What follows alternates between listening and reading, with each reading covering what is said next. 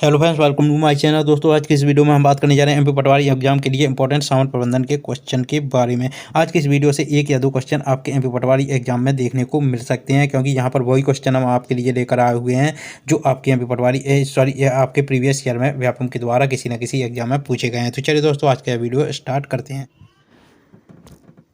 तो दोस्तों, पहला क्वेश्चन है आपका यहाँ पर निम्नलिखित बिंदुओं में कौन सा नियोजन की सीमा का कारक नहीं है। तो यहाँ पर ऑप्शन है महंगी प्रक्रिया, गतिशील वातावरण, शीर्ष प्रबंधन दृष्टिकोण, कठोरता। तो यहाँ पर पूछा गया है निम्नलिखित दिए गए चार ऑप्शन में या निम्नलिखित बिंदुओं में कौन सा नियोजन की सीमा का कारक नहीं है। तो महंगी प्रक्रिया यह आपके नियोजन की सीमा का एक प्रमुख कारक है, गतिशील वातावरण भी है और कठोरता भी है, लेकिन शीर्ष प्रबंधन दृष्टिकोण नियोजन की सीमा का एक कारण नहीं है, यह आपको ध्यान रखना है। प्रबंधक विभिन्न विकल्पों का मूल्यांकन करके उनमें से सर्वोत्तम का चयन करता है।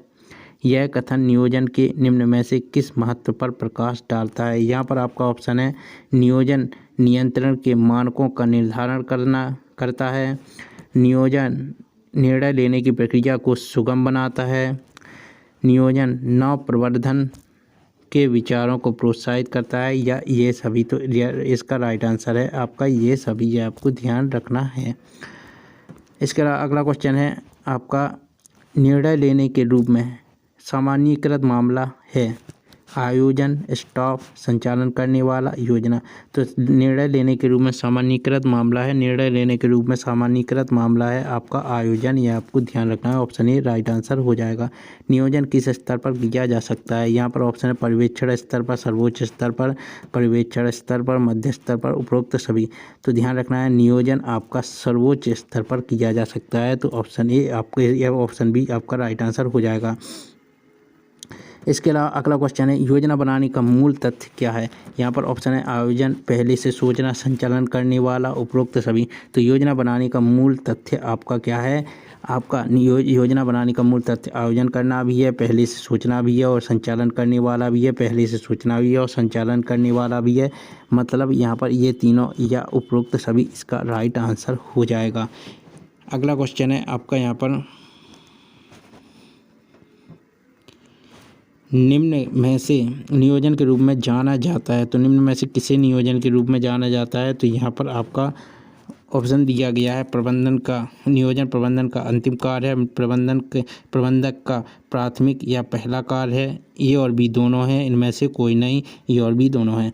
तो ध्यान रखना है निम्न में से यहाँ पर पूछा गया है नियोजन के रूप में जाना जाता है, किसे जाना जाता है। तो ध्यान रखना है नियोजन जो है वह प्रबंधक का प्राथमिक या पहला कार्य है। तो ऑप्शन नंबर बी आपका राइट आंसर हो जाएगा, यह आपको ध्यान रखना है नियोजन से संबंधित। नियोजन दिशा प्रदान करता है, किसको दिशा प्रदान करता है। ऑप्शन है योजना का महत्व को, योजना की सीमा को, योजना के लक्षण को, विधि को। तो ध्यान रखना है योजना के लक्षण को। तो ध्यान रखना है नियोजन दिशा प्रदान करता है आपका योजना के महत्व को। ऑप्शन नंबर ए इसका राइट आंसर हो जाएगा। अगला क्वेश्चन है निम्नलिखित में से कौन सी योजना की एक प्रमुख विशेषता है। तो यहाँ पर आपका ऑप्शन है लक्ष्यों को प्राप्त करने पर ध्यान केंद्रित करना, नियोजन लक्ष्यों को प्राप्त करने पर ध्यान केंद्रित करता है, नियोजन व्यापक होता है, इसके अलावा मानसिक व्यायाम और उपयुक्त सभी। तो यहाँ पर पूछा गया है निम्नलिखित में से कौन सी योजना की एक विशेषता है। तो ध्यान रखना है ये तीनों आपकी योजना की एक विशेषता है, मतलब यहाँ पर उपरोक्त सभी आपका यहाँ पर राइट आंसर हो जाएगा। भावी क्रियाओं का पूर्व निर्धारण प्रबंधन के किस कार्य के अंतर्गत किया जाता है। तो भावी प्रक्रियाओं का पूर्व निर्धारण प्रबंधन के किस कार्य के अंतर्गत किया जाता है। तो यह किया जाता है आपका प्रबंधन के नियोजन संबंधित कार्य के अंतर्गत, यह आपको ध्यान रखना है। ऑप्शन ए आपका राइट आंसर हो जाएगा। अगला क्वेश्चन है योजना के निम्न में कौन से उद्देश्य हैं। तो यहाँ पर ऑप्शन है पूर्वानुमान लगाना, मितव्ययता, निश्चित लक्ष्यों को स्थापित करना, उपरोक्त सभी। तो योजना के निम्न में से कौन से उद्देश्य हैं। तो ध्यान रखना है पूर्वानुमान लगाना, मितव्ययता, निश्चित लक्ष्यों को स्थापित करना, ये तीनों योजना के प्रमुख उद्देश्य हैं, ये आपको ध्यान रखना है। एक कर्मचारी 60 वर्ष की आयु में सेवानिवृत्त होगा, इससे संबंधित नियोजन के प्रकार को पहचानें।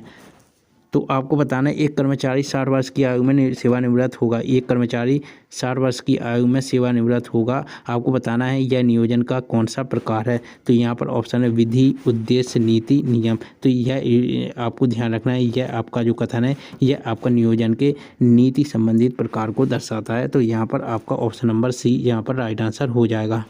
इसके अलावा अगला क्वेश्चन है, एक ऐसी योजना जो दैनिक गतिविधियों के संचालन से संबंधित है एवं कार्य कैसे संपन्न करना है इसकी विस्तृत विधि बतलाती यह कथन नियोजन के किस प्रकार पर प्रकाश डालता है। तो यहाँ पर ऑप्शन है प्रक्रिया, विधि, नियम, रणनीति और विधि।